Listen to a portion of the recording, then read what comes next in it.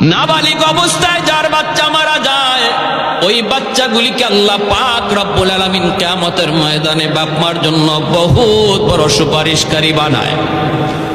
বাচ্চাগুলি আল্লাহর কাছে ডাক দেয়া কয়, মালিক, ও মালিক, তুমি আমারে দুনিয়াতে পাঠাইছো, পাঠানোর সময় আমার মা কত কষ্ট করছেন, জান বের হয়ে যায় অবস্থা।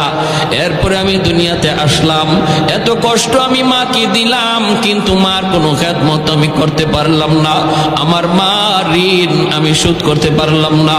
আল্লাহ, আজ যদি তুমি আমাকে জান্নাতে দিতে চাও, আমার মা বাবা সারা জান্নাতে যাইবো না, হয় আমারে বাপ মার সাথে জাহান্নামে দিয়ে দাও, হয় আমাকে আমার বাপ মার সাথে জাহান্নামে দিয়ে দাও।